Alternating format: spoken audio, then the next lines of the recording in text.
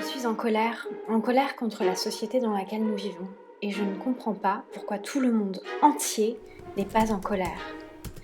Alors je me suis dit que peut-être que les gens qui m'entourent ne savent pas à quel point les choses sont inégales, à quel point les choses ne vont pas bien. Alors j'ai fait la liste de tout ce qui m'enrage, de tout ce qu'il faut changer, de tout ce qui doit changer.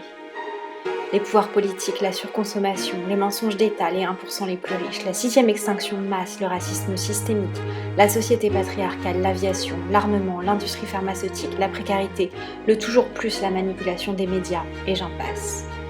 J'espère que cette liste vous mettra en colère, vous donnera envie de tout renverser, de tout changer, de faire la révolution, rien de moins que ça. Et puis après, on pourra commencer à penser à la suite, à un nouveau monde. C'est la liste. Toutes les semaines, une nouvelle raison de s'indigner, de faire autrement. C'est la liste, et aujourd'hui on passe à la lettre B. Before Bank. Banque, comme l'agence au coin de la rue, mais aussi le système complexe de financement, de banque centrale, de spéculation et de scandale. Elles financent nos rêves et soutiennent l'économie. Alors pourquoi me mettent-elles en colère ? Une banque aujourd'hui, tout le monde en a une. Banque Postale, BNP, LCL, Société Générale, Crédit Agricole pour les plus anciennes. Pour les plus en ligne, Boursorama, N26, ING Direct ou Fortuneo. Une banque garde notre argent, perçoit nos salaires, envoie nos impôts, prête de l'argent et change notre argent. La banque fait partie de la vie de tous les jours et finance les projets de vie, les études, une voiture, une maison, une machine, une entreprise. Et pourtant, les banques profitent toujours aux mêmes en profitant toujours des mêmes. Retour en arrière. Parce que les banques n'ont pas toujours existé. On en voit les premières traces 2000 ans avant notre ère, en Mésopotamie, où des commerces reçoivent des dépôts et accordent des crédits. Dès cette époque, la loi vient encadrer cette activité pour éviter les débordements. Et ainsi, le plus ancien texte juridique au monde, le texte d'Hammurabi, fait référence à cette activité bancaire. Avec l'apparition de la monnaie, l'activité bancaire, du coup, se diversifie. Non seulement on loue des coffres et on prête des sous, mais on échange aussi les devises. Jusqu'au Moyen-Âge, l'activité bancaire reste floue, d'autant qu'elle est mal vue par la religion, qui juge d'un mauvais œil le prêt à intérêt. Ainsi, le mot banque n'apparaît qu'au XVe siècle et l'activité essentielle de la banque à l'époque, c'est le change de monnaie. Avec la diffusion de la lettre de change qui évite de transporter sur soi des fortunes, la complexification des activités de la banque arrive.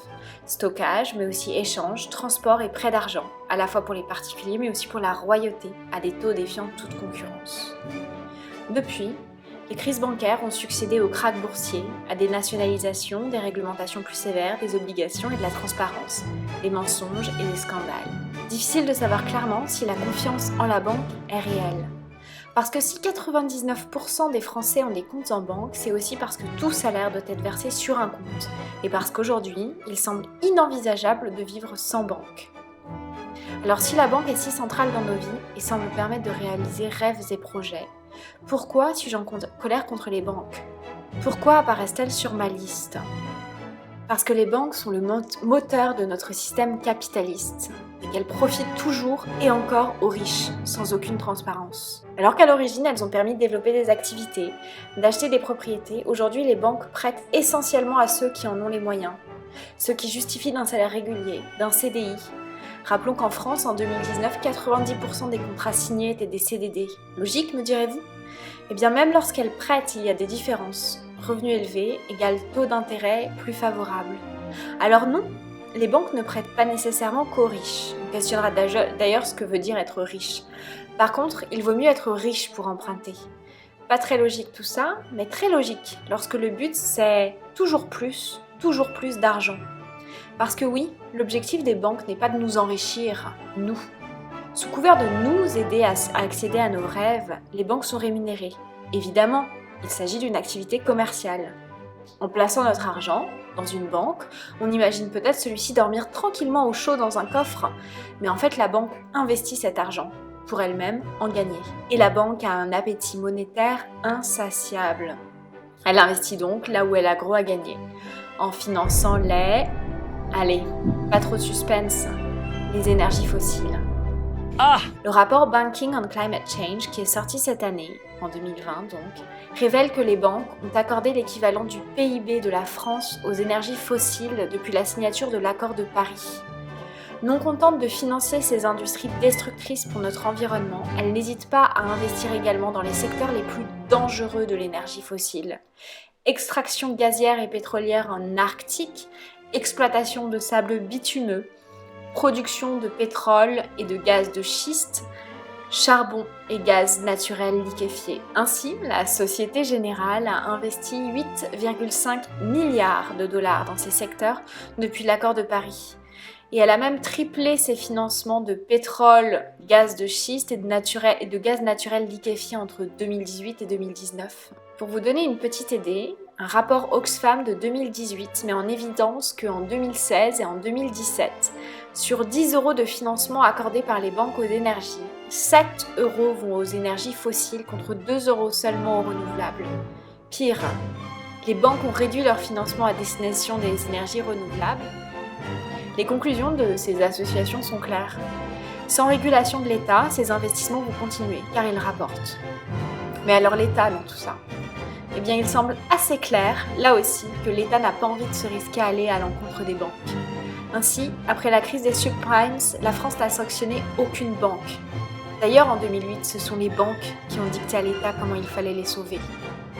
En 2012, en 2 mois, la BCE, la Banque Centrale Européenne, a injecté 1000 milliards d'euros dans le système bancaire européen. C'est-à-dire qu'on a su, pour préserver les banques d'une crise financière, créer ex nihilo, c'est-à-dire de nulle part, 1000 milliards d'euros. Ce serait suffisant pour ralentir le changement climatique et profondément changer notre monde. Même si évidemment créer de l'argent de nulle part n'est pas la solution aux problèmes climatiques, cela questionne sur les priorités de nos banques. Et ce n'est pas la première fois que l'argent magique... Il n'y a pas d'argent magique. Ah ! Si, apparemment ça existe, est versé pour les banques. Puisque déjà en 2008, de l'argent avait été massivement investi dans les banques pour éviter un crash comme en 1929, où les banques s'étaient effondrées, créant une crise et une succession de faillites sans précédent. Un argent dont la majorité d'entre nous n'avons pas vu la couleur, parce qu'il a encore et toujours bénéficié aux plus riches et dopé notamment le marché de l'immobilier. Comment est-ce possible ? Eh bien, comme Amazon dans l'épisode de la semaine dernière, les banques disposent de leur lobby pour faire valoir leurs intérêts auprès des politiques. Ainsi, après la crise de 2008, de nombreuses règles ont été étudiées, pensées pour que cela ne se reproduise plus. Des milliers de pages de réglementation complexes ont été imprimées, votées, aux grandes dames des banquiers les jugeant comme une entrave à leur travail. Alors qu'en fait, selon les spécialistes, les lignes ont peu bougé. Parce que les lobbyistes et les politiques se connaissent. Les banquiers et les politiques se connaissent. Ils ont fait leurs études ensemble, ils se fréquentent. En fait, les milieux de la banque et de la politique sont proches. Ainsi, notre président lui-même a fait carrière en tant que banquier d'affaires chez Rothschild. L'entre-soi est réel. Et il n'y a pas de surprise là-dedans, puisque le président Pompidou était lui aussi passé chez Rothschild avant d'accéder aux plus hautes fonctions de l'État. C'est d'ailleurs peut-être cette complicité État-banque via les lobbies qui permettent aux banques, comme le Crédit Agricole, de rester très opaques sur leurs investissements et donc de financer des projets comme le Dakota Access, un pipeline dont la construction se fait sur les terres sacrées du peuple Sioux, au risque de les polluer et au mépris de leurs droits humains. Depuis, et sous la pression médiatique, le Crédit Agricole s'est engagé à ne pas donner plus d'argent au projet que ce qui avait déjà été fait, soit un petit 120 millions de dollars. Ah ! Soulagement ? Non ? Alors la prochaine fois que vous entendrez quelqu'un vous dire que les banques nous ont sortis de la crise, répondez-lui que les banques ont créé la crise, que les États ont payé pour que les banques sortent de l'impasse dans laquelle elles étaient, et que depuis, alors que les banquiers s'enrichissent, la population s'appauvrit. Et la prochaine fois que vous penserez à votre banque, pensez peut-être à en changer, à en parler. Et pour la suite, pourquoi ne pas se tourner vers des banques plus transparentes, plus éthiques ? Parce qu'elles existent. Des alternatives aux banques traditionnelles comme la Nef ou le Crédit Coopératif, 2 banques pour qui l'éthique est centrale et pas seulement pour faire joli, sont un peu plus transparentes dans leurs investissements, dans ce que votre argent finance. Renseignez-vous. Il y a fort à parier que vous n'y avez rien à perdre et beaucoup à changer. Que ce soit pour un simple compte d'épargne ou pour faire financer certains projets, ces banques sont peut-être une belle manière de commencer à changer les choses. C'était la liste. J'espère que cet épisode vous aura plu et que vous aurez envie de questionner votre banque, ce qu'elle fait de votre argent et ce que vous souhaitez faire avec votre argent. Je vous souhaite une bonne fin de journée.